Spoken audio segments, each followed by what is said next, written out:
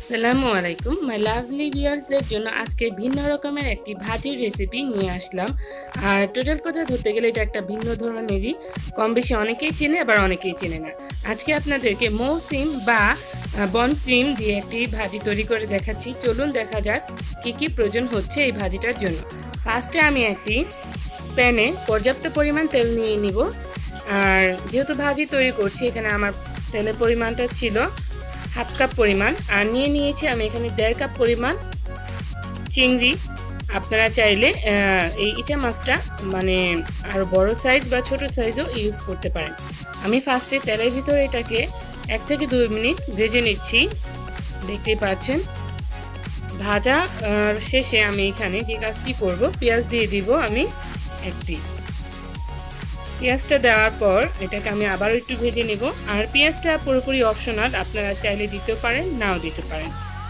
তো আমি এই জায়গায় এখন শুকনো উপকরণগুলো দিয়ে দিব।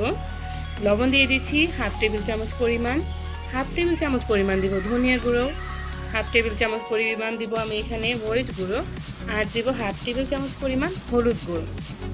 আপনারা যদি ভাজিতে ঝালের পরিমাণটা বেশি চান তাহলে মরিচের পরিমাণটা বাড়িয়ে দিবেন।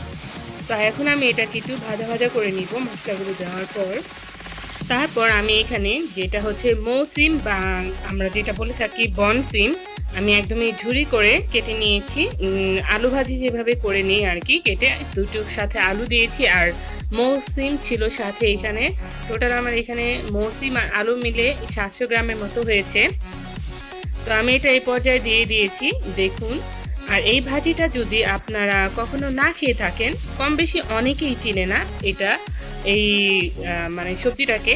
তো যারা চিনেন তারা তো অবশ্যই খান জানি, আর যারা খাননি বা দেখেননি ফার্স্ট টাইম দেখছেন তাদেরকে বলছি আমার রেসিপি ফলো করে আপনারা একবার তৈরি করে খেয়ে দেখুন।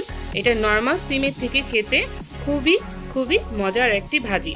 তো নর্মালি যেই সিমটা সবসময় পাওয়া যায় ওই সিমটার থেকে এটা স্বাদটা ভিন্ন, এটা দেখতেও ভিন্ন, খেতেও ভিন্ন। তো আপনারা একবার হলেও এটা ট্রাই করবেন। এই পর্যায়ে আমি যেই কাজটি করব, এখানে আমি হাফ কাপ পরিমাণ পানি ইউজ করব ভালো করে ভাজিটাকে সেদ্ধ করার জন্য।